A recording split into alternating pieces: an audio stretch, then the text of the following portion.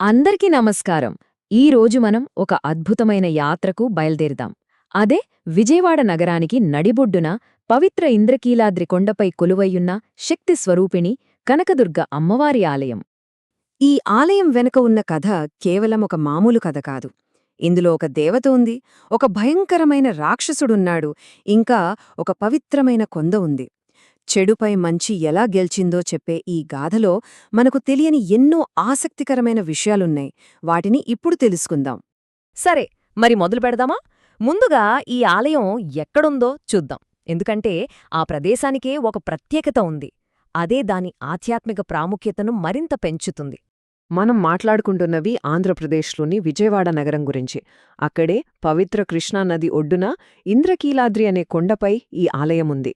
ఊహించుకోండి, ఆ కొండ మీద నుంచి చూస్తే కింద ప్రవహించే కృష్ణానది, మొత్తం విజయవాడ నగరం, ఆ దృశ్యమే మనసుకి ఎంతో ప్రశాంతతను, భక్తిభావాన్ని కల్పిస్తుంది.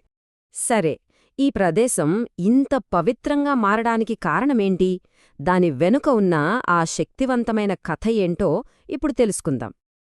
అసలు కథ ఇక్కడే మొదలవుతుంది. చూడండి, ఒకానొకప్పుడు ఆ ప్రాంత ప్రజలు రాక్షసుల వల్ల చాలా ఇబ్బందులు పడుతుండేవారట. అప్పుడు ఇంద్రకీలుడు అనే ఒక మహర్షి వాళ్ళని కాపాడమని అమ్మవారి కోసం ఘోరమైన తపస్సు చేశారు. ఆయన భక్తికి మెచ్చిన దుర్గాదేవి ప్రత్యక్షమై ఆ కొండనే తన శాశ్వత నివాసంగా చేసుకుంది. ఎందుకు? ప్రజలలు కంటికి రెప్పలా కాపాడటానికి. అక్కడ్నుంచే ఆవిడ మహిషాసురుడు అనే భయంకరమైన రాక్షసుణ్ణి సంహరించి ప్రజలకు విముక్తి కలిగించింది. ఆ విజయం జరిగిన చోటు కాబట్టి ఈ నగరానికి విజయవాడ అని పేరొచ్చిందంటారు. ఇక గుడి లోపల అమ్మవారి విగ్రహముందే, అదొక అద్భుతం. శక్తి, సౌందర్యం రెండూ కలగలిపినట్టుంటుంది. ఓ 4 అడుగుల ఎత్తుంటుందా విగ్రహం. బంగారు ఆభరణాలతో, రంగురంగుల పువ్వులతో అలంకరించి చూడ్డానికి 2 కళ్ళు జాలవు. అమ్మవారికి 8 చేతులు, ప్రతి చేతిలో ఒక శక్తివంతమైన ఆయుధం. తన త్రిశూలంతో మహిషాసురుణ్ణి సంహరిస్తున్న భంగిమలో ఉంటారు. ఆ రూపంలో ఒకవైపు రౌద్రం కనిపిస్తుంది, కాని మరోవైపు భక్తుల పట్ల అంతులేని కరుణ కూడా కనిపిస్తుంది. సరే, అమ్మవారి కథ విన్నాం కదా. ఇప్పుడు ఆ ఆలయ ప్రాంగణంలోకి అడుగుపెట్టి అక్కడ ఇంకేమేమున్నాయో చూద్దాం రండి. ఈ ఆలయం గురించి చెప్పేటప్పుడు ఒక ముఖ్యమైన విషయం గుర్తుంచుకోవాలి. ఇక్కడ అమ్మవారిని స్వయంభూ అంటారు. స్వయంభూ అంటే ఏంటి? అంటే ఈ విగ్రహాన్ని ఎవ్వరూ చెక్కలేదు, ప్రతిష్ఠించలేదు, దానంతట అదే వెలసింది. ఇది అమ్మవారి దైవశక్తికి, ఈ ప్రదేశం ఎంత పురాతనమైనదో చెప్పడానికి ఒక గొప్ప నిదర్శనం. అయితే ఈ ఆలయ ప్రాంగణమంటే కేవలం కనకదుర్గ అమ్మవారి గుడి మాత్రమే కాదు, ఇదొక పెద్ద ఆలయాల సముదాయం. ఇక్కడే మనకు మల్లేశ్వర స్వామివారు కనిపిస్తారు, నటరాజస్వామి, అలాగే వల్లీదేవసేన సమేతంగా కార్తికేయుడు, ఇంకా ఈ క్షేత్రాన్ని కాపాడే క్షేత్రపాలకుడుగా హనుమంతులు, ఇలా చాలామంది దేవతలు కొలువయ్యున్నారు. సరే, ఆలయం గురించి, దేవుళ్ల గురించి తెలుసుకున్నాం. మరి ఈ ఆలయానికి ప్రాణం పోసేదేంటి? అదే ఇక్కడ జరిగే పండుగలు, ఉత్సవాలు. వీటి గురించే ఇప్పుడు చూద్దాం. పండుగలప్పుడు ఇక్కడి వాతావరణం ఎలా ఉంటుందో ఊహించగలరా? ఒక చిన్న ఉదాహరణ చెప్తాను. కేవలం శ్రావణమాసంలో ప్రతి శుక్రవారం జరిగే వరలక్ష్మీ వ్రతానికే 20,000కు పైగా భక్తులొస్తారంటే ఇక పెద్ద పండుగలప్పుడు ఎలా ఉంటుందో మీరే ఆలోచించండి. ముఖ్యంగా చెప్పాలంటే ఇక్కడ 2 పండుగలు చాలా ఘనంగా జరుగుతాయి. మొదటిది అందరికీ తెలిసిందే, దసరా లేదా నవరాత్రులు. 10 రోజులపాటు జరిగే ఈ వేడుకలో అమ్మవారిని రోజుకో అలంకారంలో పూజిస్తారు. ఇక రెండోది శాకంబరి ఉత్సవం. ఇది 3 రోజుల పండుగ. వ్యవసాయం బాగా జరగాలి, కూరగాయలు, ఆహారం సమృద్ధిగా ఉండాలి అని అమ్మవారిని వేడుకుంటారు.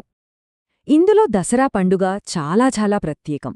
ఆ 10 రోజులూ అమ్మవారిని 10 రకాల రూపాల్లో అలంకరిస్తారు.